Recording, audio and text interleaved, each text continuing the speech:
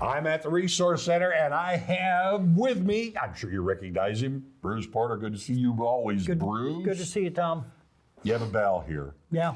And I'm afraid to ask, but what's that all about? Well, we're going to take pop quiz today and see if you've been paying attention the last 15 years. Okay. Well, All right. okay, I'll give it a shot.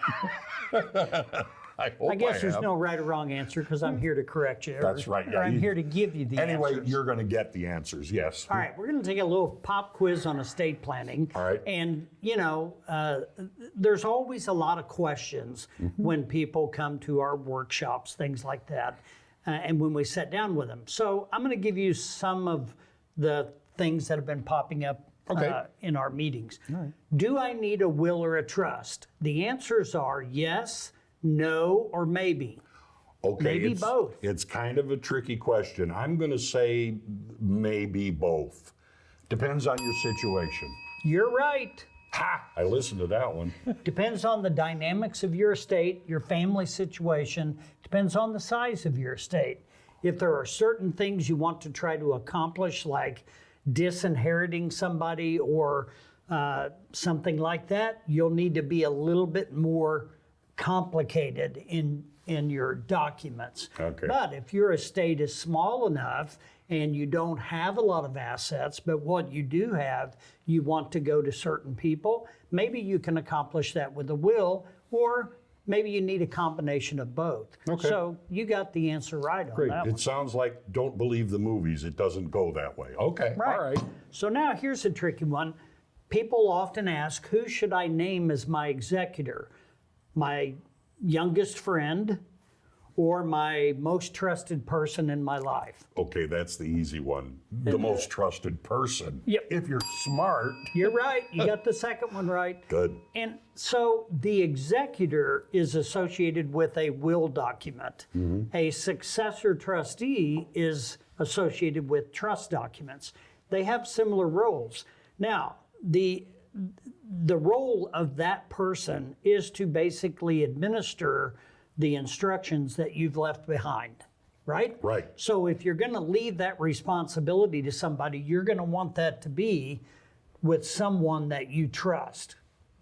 Trust is part of trustee, any way you look at it. That's exactly okay. right. All right. So you want to make sure that that person is somebody that's going to follow your instructions. Okay. All right. The next question. So what are the executor's roles? Pay your bills Okay. or decide who gets what?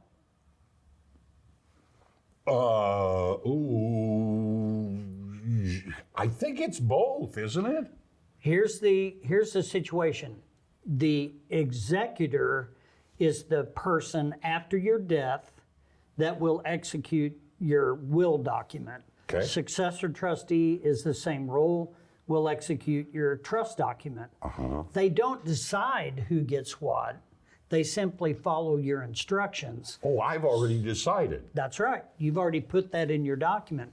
So the power of attorney is the person that will pay your bills, your financial power of attorney or your healthcare power of attorney that will follow your healthcare directives. Okay. Here, buy a battery backup for a generator or unplug me and I'll see you later. Okay. Right? Yeah. So they have different roles, but power of attorney, remember, dies when you do. Whoever is the executor or successor trustee will take over at that point All right. and make sure bills are paid and things Bills are are done. paid. Okay. All Right? right. Does that make sense? Yes, it does. You've already said what you want to have done with your estate, but they need to pay the bills to make sure it all can happen. That's right. All right. Okay. Now, how often should I review my documents? Every 5 years or anytime I have a life change? What do you think? I would say B, because things can happen. A lot of things can happen in 5 years. You're right. All right. So anytime you have a dynamic life change in your family situation, that's a time to sit down, make sure your documents are still the way you want them, make sure if there's any adjustments that need to be made, you can make them at that time.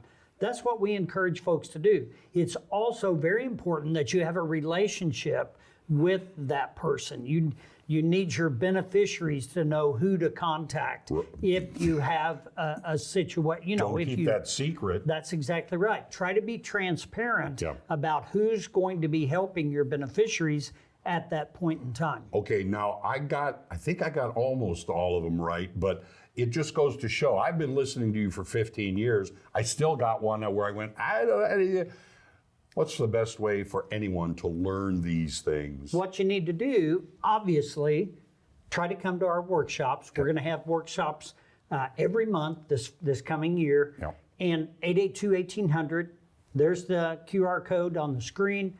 You can check that out. And they're hour and a half. They're very informative. Yes. People enjoy coming to them. I know you've been to one. I've been, yeah. And I just encourage people to come to that and learn. They're an educational workshop. Obviously, we would be more than happy to help folks, but more importantly, we want to educate you on basic estate planning terms and understanding. So I can say, because I just asked you that question, you gave the right answer. Yay! Way to go, Bruce Porter. Come and see him. Give him a call. Drop by. Get on the website. You're really gonna enjoy what you can learn here.